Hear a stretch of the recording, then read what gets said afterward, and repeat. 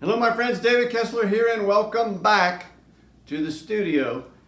Today let's talk just a little bit about studio organization. Now my studio can be as messy as anybody's, but I try to keep it organized. At least the painting area is organized. We're not going to look at the other areas of the studio because it's kind of a mess unless I have, a workshop here and I get it cleaned up and set up for the students. But otherwise, I don't worry too much about the rest of it. But I try to keep my painting area and the area that I keep my paints and my brushes and my palette and everything is tidy and as organized, at least maybe not tidy, but as organized as possible so that I know where everything that I use is and I can easily grab it without having to think about, okay, where did I put, this color paint or where are those brushes?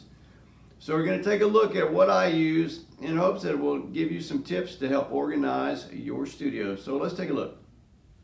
Okay, so first off, I have everything organized. Everything I need is organized on this movable table that, of course, as you can see, is built out of scrap lumber.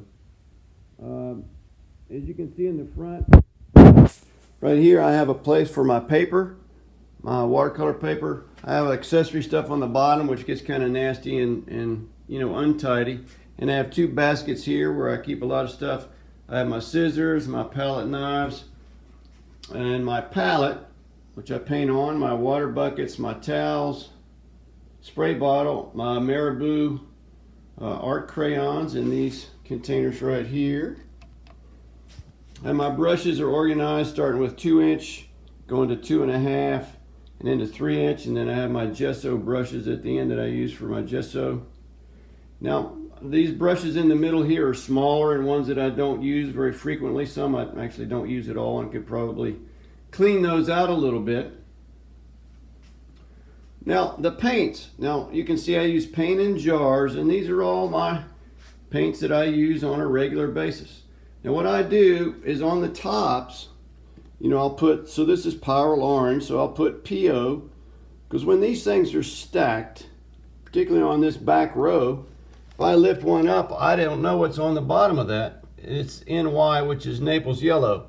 So if I don't have, the name on the top, or at least the initials or something that reminds me of the name and the color, then I don't know what's in there. And it's fun to, some of these are, well, that's not it.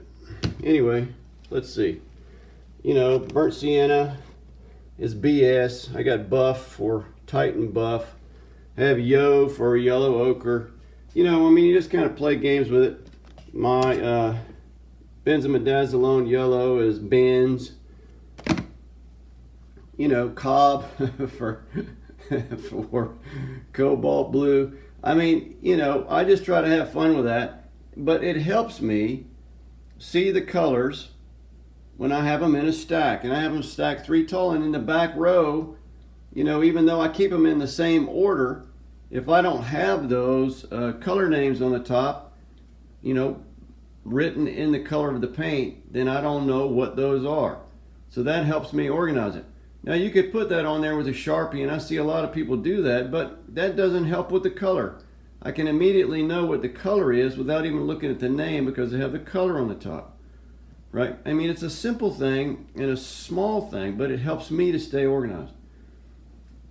I also love that I can take this table and move it around anywhere in the studio that I need to, and it has all of my stuff on it. So it's all in one place that I don't have to worry about it. I can use it anywhere in the studio, and it's flexible for me. Now the things that I do and the way I organize my studio might not be what works for you. You have to find out, like everything else in art, you have to find out what works best for you.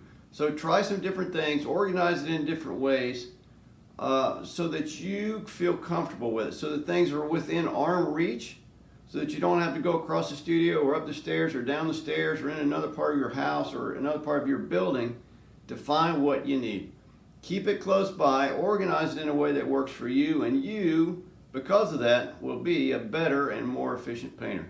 So I hope this was helpful for you, and we'll see you on the next video. Thanks.